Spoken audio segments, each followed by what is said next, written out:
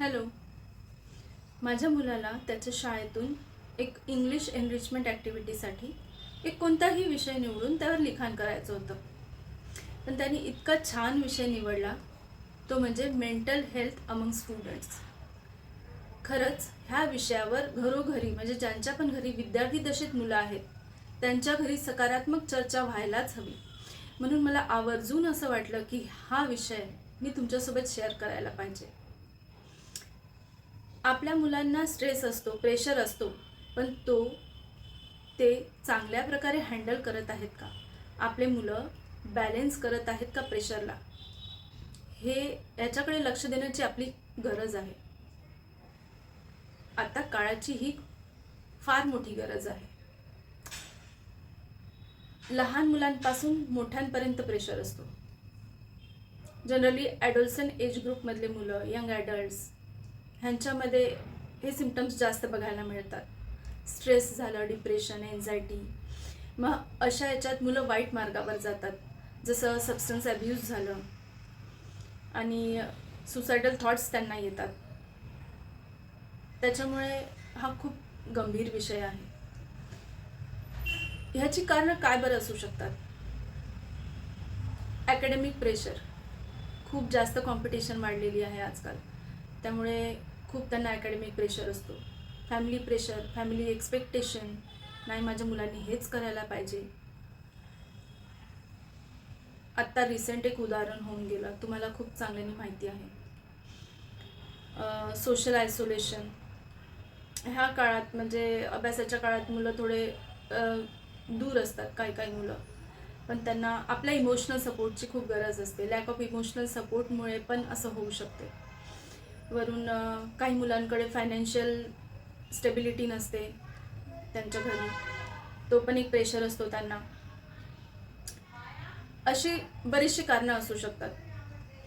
आणि ह्यावर उपाय काय करायचा? ह्यावर उपाय म्हणजे असा की आपली पेरेंट्सची सगळ्यात जास्त जबाबदारी आहे की काही गोष्टी त्यांना शिस्त लावायला पाहिजे आणि ह्यावर चर्चा करत राहायला पाहिजे. शिस्त म्हणजे अशी की फिजिकल ॲक्टिव्हिटी त्यांना सांगा, रोज जेव्हा पण वेळ मिळतो 15 मिनिट, अर्धा तास फिजिकल ॲक्टिव्हिटी करा. फास्ट सूर्यनमस्कार केल्याने कॉन्सन्ट्रेशन वाढतो. मेडिटेशन करायला सांगा, मेडिटेशननी एकाग्रता वाढते, मन एकाग्र होतं, मन शांत होतं.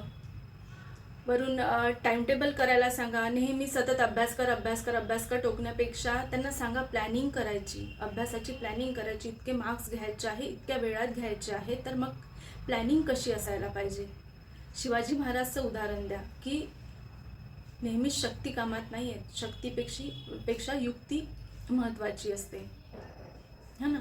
आपल्याला पूर्ण इतके मार्क्स नाही घ्यायचे आहेत, जेवढे मार्क्स घ्यायचे आहेत त्याच्यासाठी स्ट्रॅटेजी कशी करायची, त्याच्यासाठी त्यांना मार्गदर्शन करा.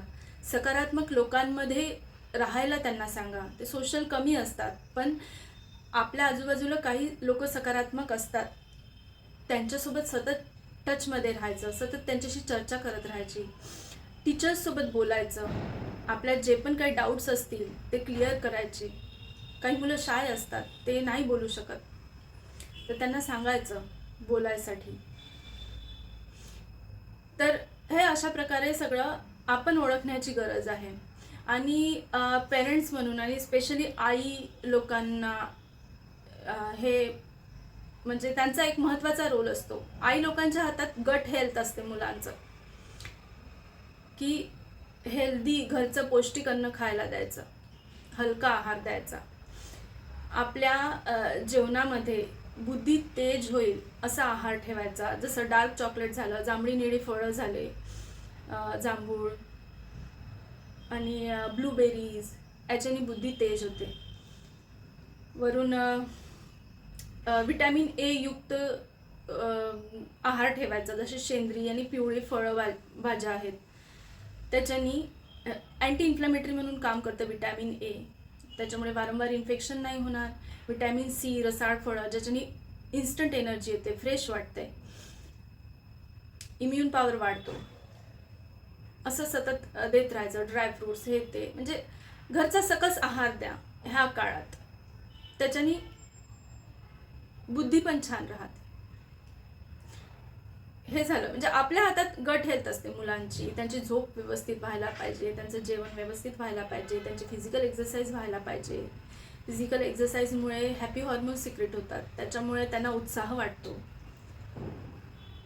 हे सगळं लक्ष देण्याची गरज आहे. ओव्हरऑल काय, without mental health there is no health. Mental health छान राहिली तर आपली फिजिकल हेल्थ पण छान राहते. बस हाच एक छोटासा विषय शेअर करावासा वाटला, त्याच्यामुळे आज मी तुमच्यासोबत शेअर करत आहे. जर याच्यावर तुम्हाला काउन्सिलिंगची गरज वाटत आहे तर तुम्ही मला कॉन्टॅक्ट करू शकता. आपली हेल्थ हेच आपलं खरं धन आहे. आपली ओव्हरऑल हेल्थ ही आपली लक्ष्मी आहे. म्हणजे आपला दसरा दिवाळी ही आपली हेल्थ आहे. त्यामुळे जरा लक्ष द्या. थँक्यू.